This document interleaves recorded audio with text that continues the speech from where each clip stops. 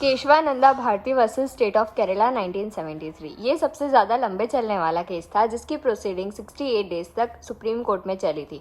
इस केस का डिसीजन लाने के लिए 100+ केसेस को साइट किया गया था, उनके कॉन्स्टिट्यूशन को रिव्यू किया गया था।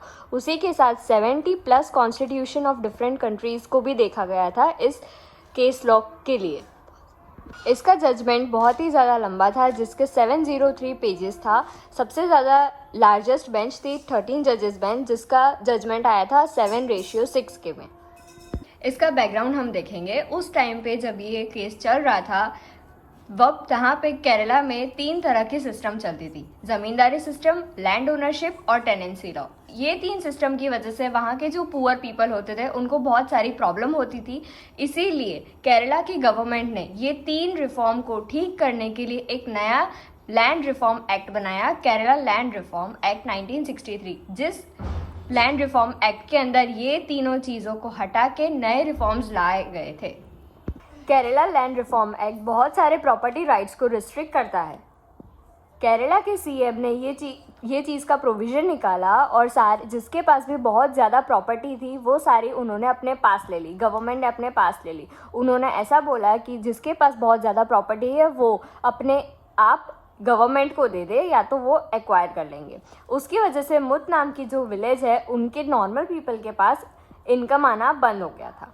ये केस को नाना भाई पालकीवाला ने सुप्रीम कोर्ट में रिप्रेजेंट किया।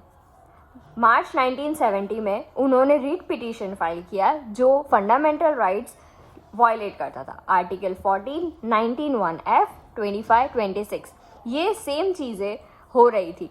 सुप्रीम कोर्ट और बहुत सारे केसेस को लेके स्ट्रगल कर रही थी, जैसे कि bank nationalisation case, Madhavrao Shinde case, Golaknath case. ये बहुत ही क्रूशल पीरियड था सुप्रीम कोर्ट के लिए।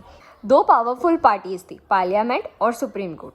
पार्लियामेंट का ये कहना था कि आर्टिकल 368 उनको ये पावर देता है कि वो कॉन्स्टिट्यूशन में अनलिमिटेड पावर्स ला सकते हैं, मतलब उनकी पावर्स बहुत ही ज़्यादा वास्ट है। तब कि सुप्रीम कोर्ट इस चीज़ को डिनाई करता था कि उनके पास अनलिमिटेड पावर्स नहीं है।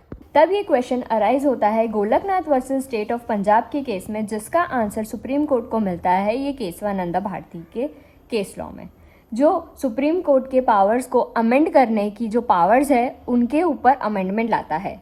इन्होंने 3 अमेंडमेंट लाए थे केशवानंदा भारती में, amendment 24, amendment 25, amendment 29। 24th amendment पे ये कहा गया था कि पार्लियामेंट के पास कॉन्स्टिट्यूशन के कोई भी प्रोविज़न को अमेंड करने की पावर है।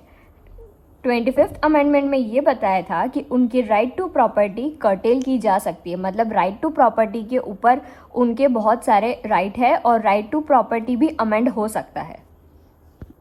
25th अमेंडमेंट में ये भी कहा गया है कि प्रॉपर्टी गवर्नमेंट, अगर कोई प्राइवेट प्रॉपर्टी है वो गवर्नमेंट को चाहिए तो वो प्राइवेट पर्सन से वो प्रॉपर्टी ले सकते हैं और उसका कॉम्पेंसेशन जो है वो पार्लियामेंट डिसाइड करेंगी, लेकिन वो प्रॉपर्टी सिर्फ पब्लिक यूजेज के लिए ही ले सकते हैं। अमेंडमेंट 29, अमेंडमेंट 29 में ये बोला है कि लैंड रिफॉर्म एक्ट जो है उसको 9th शेड्यूल में डाल दिया है। 9th शेड्यूल में जाने का मतलब ये है कि 9th शेड्यूल में कोई भी एक्ट क्वेश्चन नहीं किया जा सकता है, मतलब उसके ऊपर कोई भी रिव्यू, रेफरेंस कुछ भी नहीं हो सकता, लेकिन बाद में इस प्रोविज़न को अमेंड कर दिया था। अब इसके आर्ग्यूमेंट्स देखेंगे, पिटिशनर साइड के और रिस्पोंडेंट साइड के। पिटिशनर साइड ने ये बोला था कि आर्टिकल 368 के अंदर जो पावर है पार्लियामेंट के पास कोई भी प्रोविज़न को अमेंड करने की वो लिमिटेड है, जबकि रिस्पोंडेंट साइड ने ये बोला था कि पार्लियामेंट के पास अनलिमिटेड पावर है कॉन्स्टिट्यूशन के कोई भी प्रोविज़न को अमेंड करने की। फंडामेंटल राइट्स हमेशा कोई भी सिटीज़न के फ्रीडम को प्रोटेक्ट करने के लिए लिए जाते हैं। इसके अंदर 2 अमेंडमेंट जो है 24 और 25, इन दोनों को कर्टेल किया गया था, मतलब कि उन दोनों को बाद में जाके अमेंड किया गया था।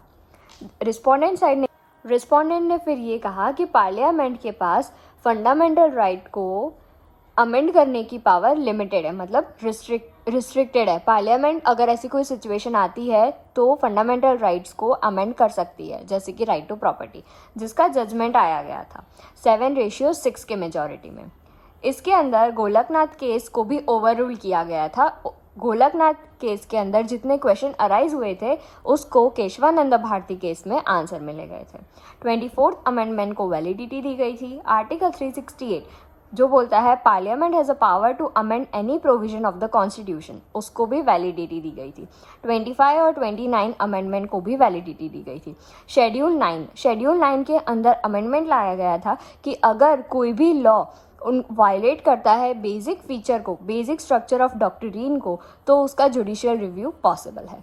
On 24 April 1973 basic structure of doctrine का इंट्रोड्यूस हुआ था। इसके ऊपर बहुत सारे इंडिकेटिव लिस्ट दी गई थी जो कि थी, ये है कुछ इंडिकेटिव लिस्ट जो केशवानंद भारती केस में दी गई थी। Supremacy of constitution, rule of law, separation of power, judicial review, federalism, secularism, independent judiciary, sovereign democratic republic structure, freedom and dignity. ये सारी एक इंडिकेटिव लिस्ट ही है, इसके अंदर और सारी चीज़ें ऐड हो सकती है। ये प्रॉपर लिस्ट नहीं है, ये बस एक इंडिकेटिव लिस्ट है। तो ये था केशवानंद भारती केस लॉ।